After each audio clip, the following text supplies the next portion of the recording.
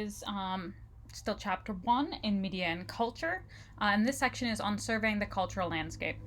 So we ended the last set of slides talking about, how we're talking about storytelling and how imposing narrative onto kind of all of the things that we put out in the media, what those pitfalls might be.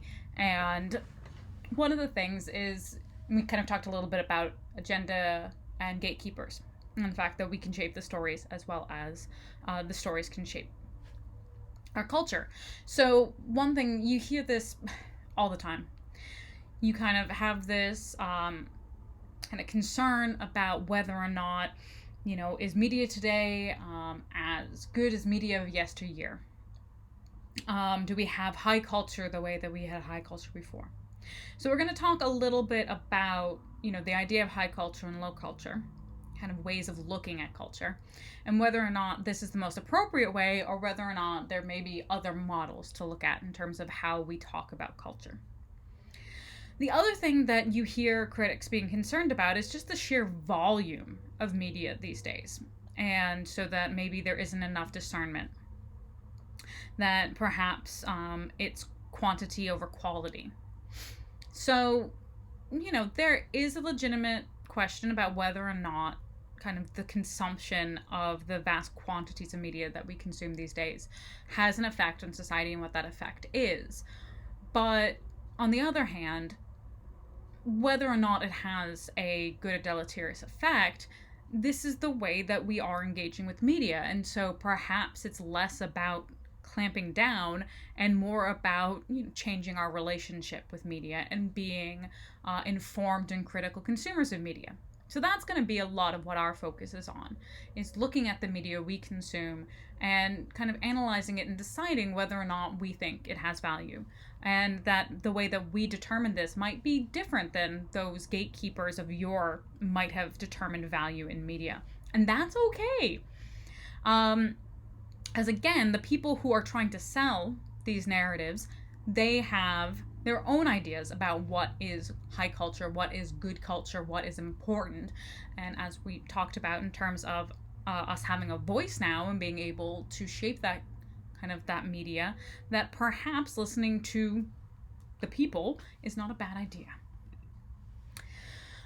There is a lot of consumption, though, in terms of how we consume things. So it is kind of interesting when we have a look at how people consume media.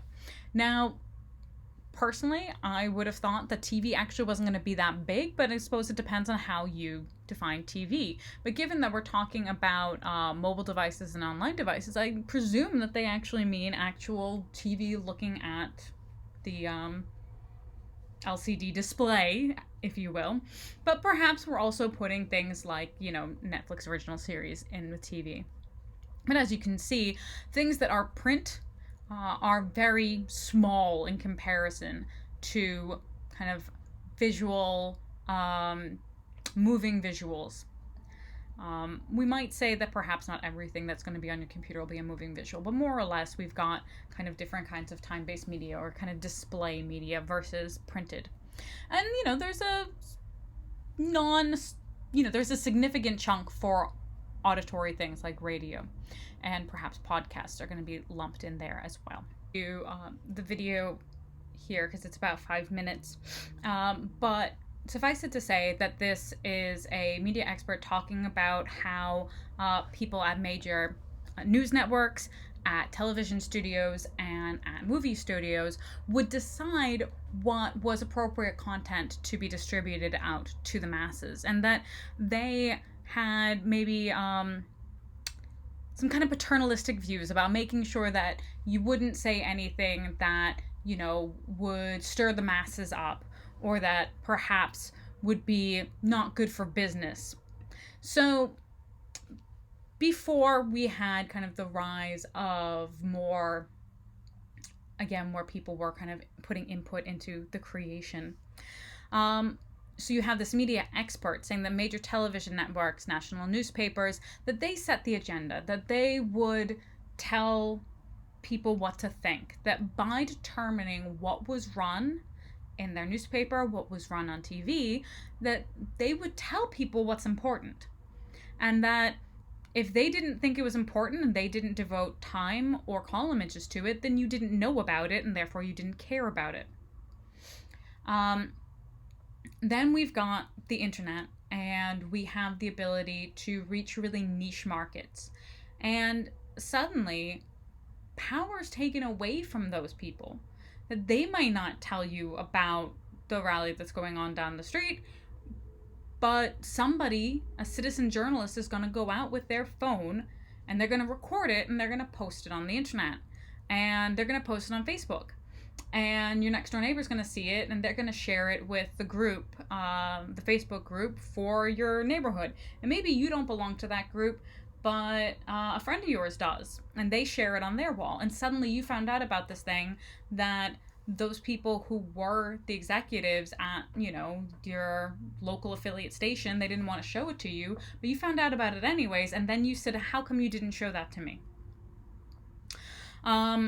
Hopefully we're going to get a chance in class to watch that and have a discussion around that, but those are some things to just kind of be thinking about in terms of, is there still agenda setting now that we're in a digital age?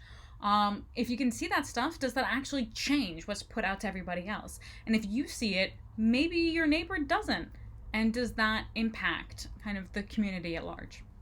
So these are kind of the issues that we're going to be concerned about. Again, how are policy decisions and government actions affected by the news media and other mass media? Do you find that if there's a lot of pressure on the government around certain topics, that suddenly things change? Or again, are they setting the agenda and sending it out to the media? How do individuals, you, people who are in causes that you care about, people in your community, how do they find room in the media in order to express their point of view if it's not mainstream? How do we fight against those gatekeepers? And how do we create media that ends up actually representing the wider people? Part of these issues come down to how we look at media. How do we think about what is good and what is worthy of being talked about? And the old way of thinking about media was this skyscraper. I'm sure I've heard people talking about high culture and low culture. The idea with this is that the quote-unquote better culture, opera, going to an art gallery, things that usually are expensive, they're out of the reach of most people, things that are good taste, things that are refined, that those things are going to be at the top floor of the skyscraper model. And that things that are in pop culture, things that are popular, those are going to be low culture. Comic books are low culture. Things that appeal to the masses are low culture. Whereas if it's something that's more refined, most people won't have a taste for it. You have to have a refined taste in order to appreciate it. You can probably tell from my tone of voice that I don't hold much respect for this model, because what it assumes is that those people who get to be appointed as tastemakers, that they have the right way of looking at things and that there's a right and a wrong way to consume media. Whereas perhaps in any particular genre of media, there is good and bad parts of that media. So if we were to look, this is from your book at the skyscraper, it doesn't really fit very well or readably onto a PowerPoint slide. So I've broken it up here. We've got high culture, we've got low culture, we've got stuff in between. And as you can see, we've got these kind of canonical, very Western, very white ideas of what's going to be high culture. And, occasionally we get some things breaking through that are non-mainstream, but again, they've been appointed by tastemakers as, well, this is the exception. Miles Davis is allowed to be at the top, but, I would say most people who were around when jazz was breaking through, they didn't feel very comfortable about it. They preferred, they preferred it when the nice British boys of the Rolling Stones decided to co-opt that culture and to make it into palatable rock and roll. Now, there's still obviously some issues with rock and roll because it was associated with sex and sexual deviancy. So, that had to be lower culture too because it appealed to the masses, but it was still more comfortable for them. So, again, you see, people like Kanye West, they have to be further down towards low culture. And, if we're talking about, we're talking about Teen Mom, we're talking about TMZ, we're talking about that kind of reality television, well, that's gotta be low culture.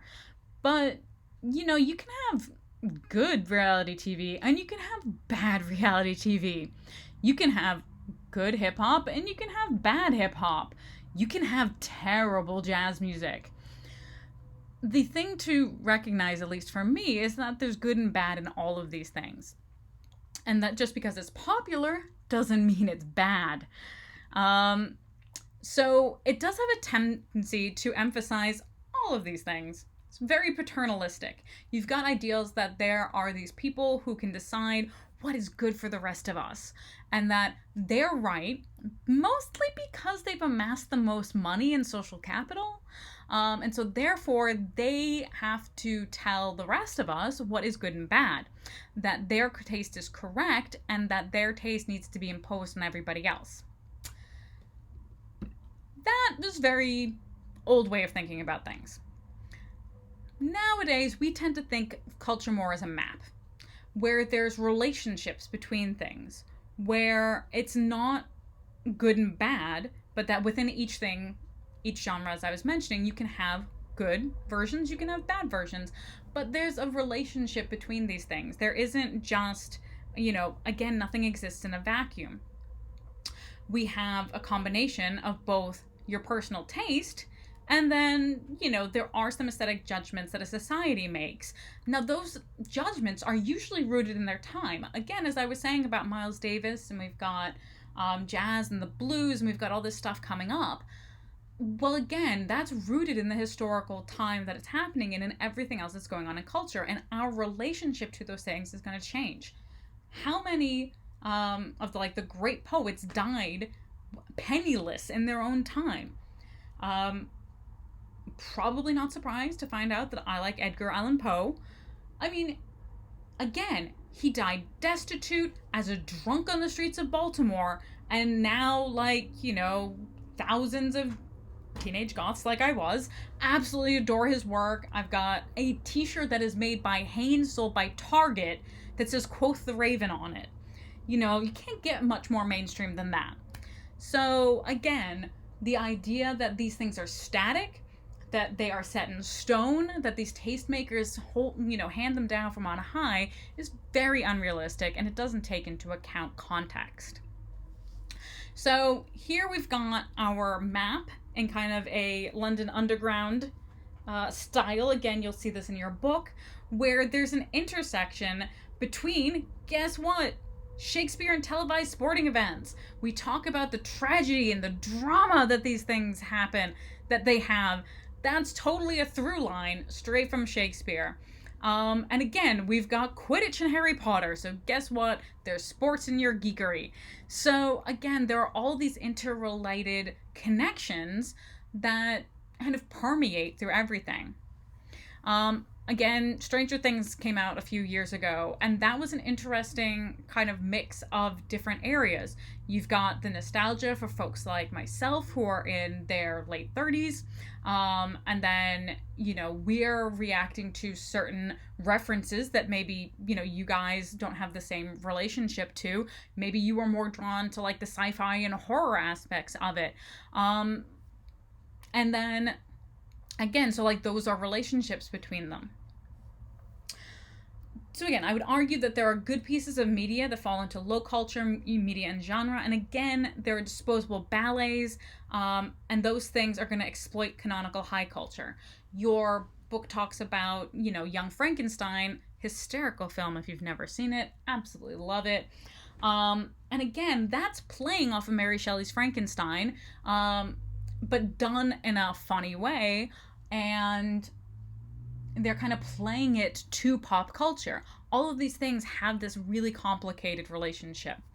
To, bring it back to comics, We've got these adorable little Nathan Pyle draws this comic called Strange Planet, where you have aliens going through daily life. The little kid does not desire to eat his spinach because it's an unpleasant sensation. Life will be full of unpleasant sensations. You need to experience a wide range so you can properly gauge which ones are the worst. So there can be terrible high culture and there can be great low culture. Now, this shift in thinking very much mirrors a shift between modernism and postmodernism. And you'll notice that I talk a lot about contemporary. I'm not going to be totally pedantic because that's not cool. But when we talk about modern times, modernism is literally a time period. It is like Second World War through like the 50s, maybe a little into the 60s, but by the 1960s, we're pretty much getting into postmodernism. It's grounded in this ideal of a utopia. And this is where you get the person who knows best coming down from on high, and if they can just order the world right, we're going to have a perfect society. Form follows function. Everything is very rational, and everything, we are in this march. The history is a march towards like this perfect future. Unfortunately, life does not work that way. When you put people into boxes, they really don't like it. We are not machines. We are not cogs. We are not ants.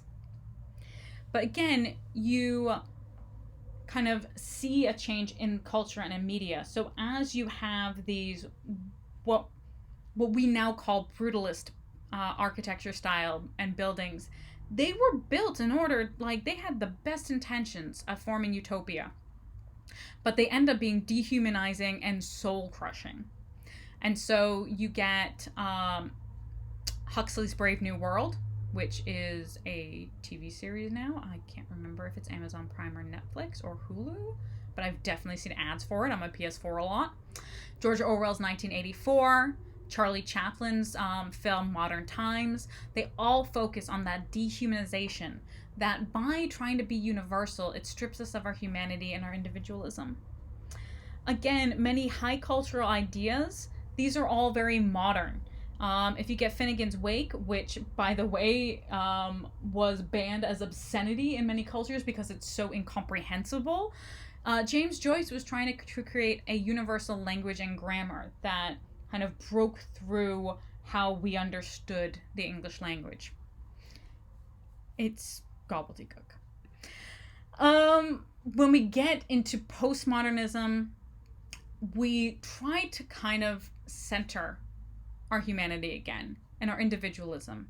And that's where we get the idea that we can see things from a specific context, that history is not a march towards this ideal future where everything's going to get better, that we have repeating patterns, that you can go to the same event as somebody else and you can take two different things away from it, and that doesn't mean that you didn't both attend the same event. People sometimes mistake the idea of postmodernism as saying that there's no such thing as truth anymore. That's not an accurate take. That's trying to basically discredit the ideas of postmodernism by saying, well, that's what allows for fake news.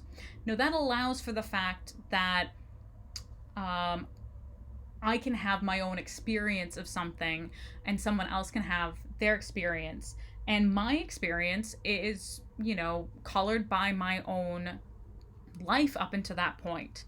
And that their experience is colored by their life up until that point, and that my truth doesn't negate somebody else's truth. And again, we hear a lot about this when we talk about, we talk about privilege.